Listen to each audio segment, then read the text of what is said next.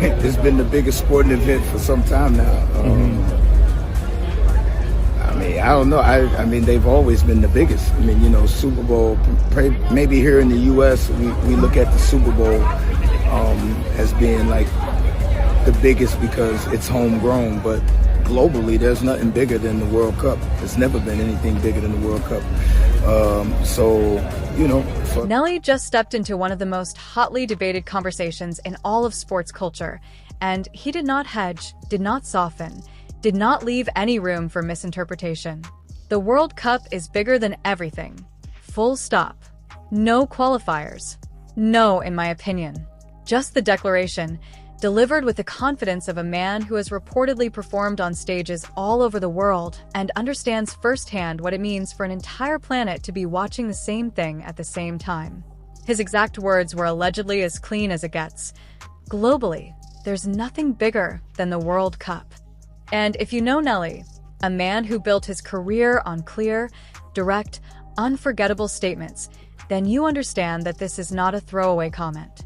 This is a considered position from someone who has been thinking about the intersection of sports, entertainment, and global culture for a very long time. He reportedly confirmed this to friends and family as well, allegedly making the case explicitly that the World Cup operates on a scale that the NFL simply cannot match because the whole world is watching, while the NFL is primarily consumed by an American audience.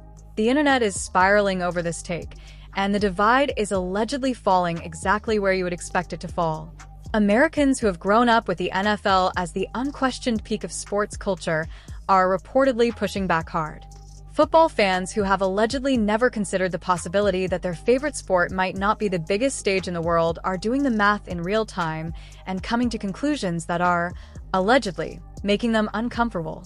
And then there is everyone else. The billions of people outside the United States for whom the FIFA World Cup is not just a sporting event but allegedly a once in 4 years cultural reset that stops everything, closes businesses, fills streets with strangers who suddenly share the most important thing in the world.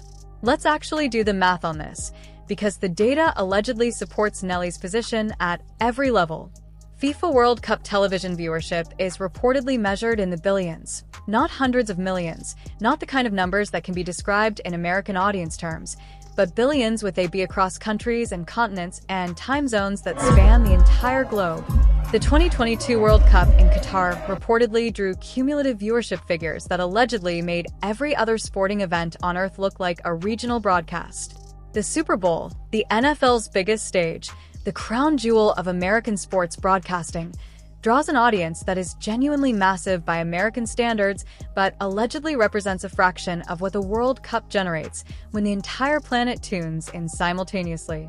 The participating nation's point is also allegedly the one that people keep coming back to when this debate gets serious.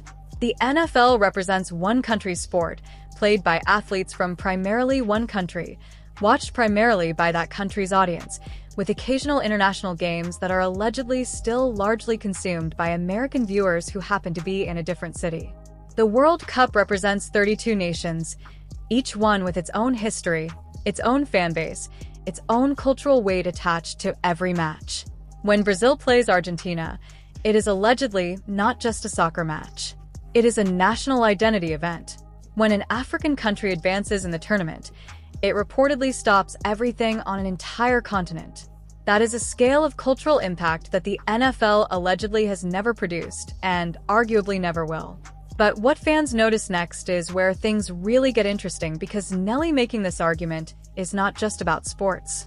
It is allegedly about his understanding of the global entertainment landscape and where he positions himself within it.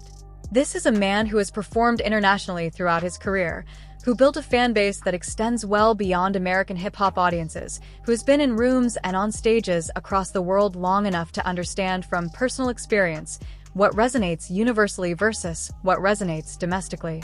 When Nelly says globally there's nothing bigger, he is allegedly speaking from a perspective that many American artists, who may have large international fan bases, but who grew up inside the cultural assumption that American sports are the global standard, simply do not have. The entertainment and World Cup intersection that Nelly apparently referenced is also worth dwelling on, because the World Cup is not just sports.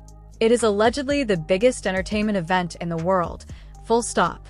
The opening ceremonies, the halftime performances, the music that gets created specifically for the tournament, the cultural conversations that happen around every single match, all of it generates an entertainment footprint that the industry machinery allegedly has been trying to fully capitalize on for years.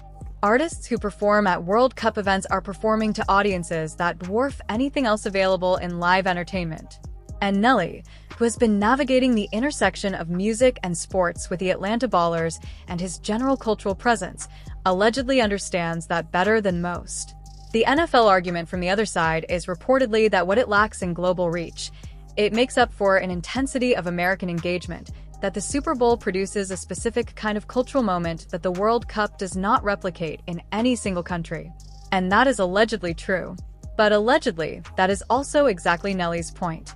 One country's intense engagement is still one country. The World Cup allegedly produces versions of that same intensity in dozens of countries simultaneously, which is precisely what makes it the biggest thing on Earth, by every measurable standard. Nelly reportedly confirmed his position to the people closest to him. He said it publicly. He stands behind it completely. And, allegedly, the numbers back him up in every direction. What do you think? Is Nelly right that the World Cup is bigger than the NFL and everything else in sports? Or do you believe the Super Bowl still holds the crown? Drop your take in the comments, hit that like button, and subscribe because we cover every conversation that moves the culture.